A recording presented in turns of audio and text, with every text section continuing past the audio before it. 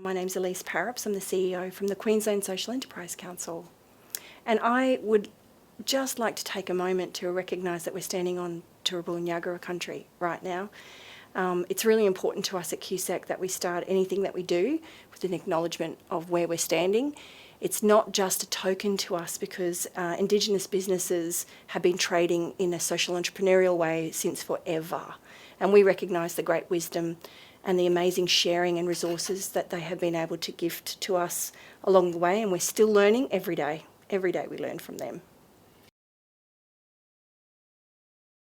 So social enterprise is an amazingly innovative business model. It fits just about any organisational structure you could possibly care to name. It is incredibly giving in its nature. So it starts with the DNA of what are the problems in this world that we're facing and how do we address that through a business mentality rather than through a profit, through a charitable mentality. They're really talking about a profit mentality.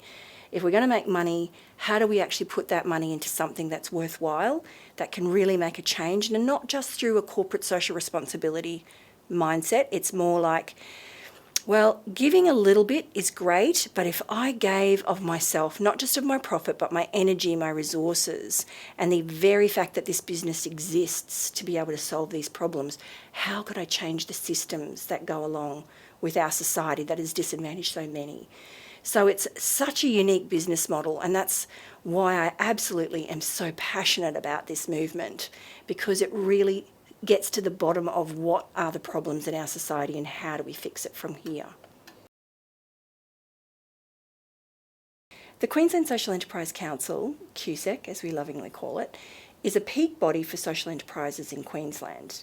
So what we do is we build a membership base and try and reach out to all the social enterprises in Queensland. We connect them with other social enterprises in the space, and that helps to further collaboration and to help keep the movement going and going really strong. We also provide a whole range of resources and training materials for social enterprises to make use of. It sits on the back end, so as soon as you become a member of QSEC, you have absolute free reign of a whole range of resources that have been built by social enterprise experts. They're not just people that we've picked at random. These are amazing people. QUT is well featured. Eunice Centre, Central Queensland University, James Cook University, all of the experts in the field actually come together and have helped to share the resources that we've created. So it's a really unique place because it specifically addresses social enterprise needs. People who are setting up a social enterprise or are interested in social enterprises should really join the Queensland Social Enterprise Council for pretty much two reasons.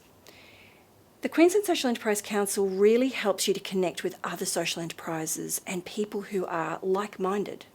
So you're not walking into a business mindset where people are just out to create profit and burn everything else. You're actually walking into a group that is truly centred on doing good. So it's quite unique for a business community to come together around that. And the other reason is to learn. Because without exchanging knowledge and to connect with others, you can't grow as an organisation. So social enterprises who join QSEC often tell me that they feel like they finally belong to a family. They feel like they finally can learn from each other, learn from each other's experiences and grow their businesses and scale in a way that they just couldn't do if they hadn't made connections through QSEC. So on our website we've got a directory which is so awesome. It is across the whole of Queensland. You can actually access social enterprises operating in just about every corner of the state. They are working for loads of different industries, from coffee makers to law firms to everything in between. So it's a really unique place to be because you can find yourself quite centred within a community of people who can really help you grow your business.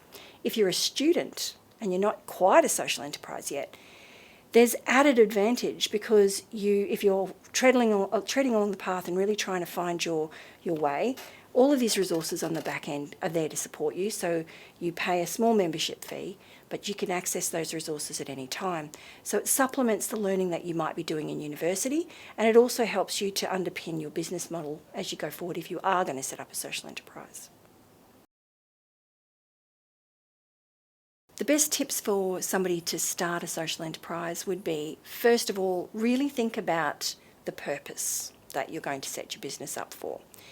Without the purpose, you haven't got much. You've got a business, which is great. It's awesome.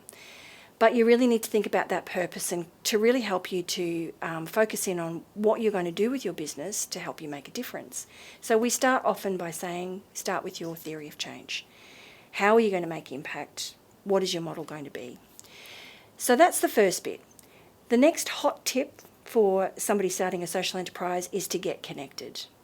So that next piece is actually about, are others working in this space that you can borrow, collaborate, share ideas with? Have you got competition that might exclude you from certain services? You don't want to be tripping over yourselves in the space. So by connecting in with others and finding out who else is operating in the space, you can actually test your theory of change and your model, and you can talk to others about what their journey's been like. There may be room for 2 or 3 of those sorts of things within the sector, but you'll never know unless you ask the question. So the next bit is absolutely get connected. And then the third thing that I'd say to anyone who's starting out is, how are you going to fund it? Have you thought about the funding models? How resilient can you be? Do you need to start part-time, full-time? You don't want to be burning yourself out fast. It is very hard to start a social enterprise, and you need to be quite mindful of where your funding initially might come from. So unless you've got those steps in place, go slow.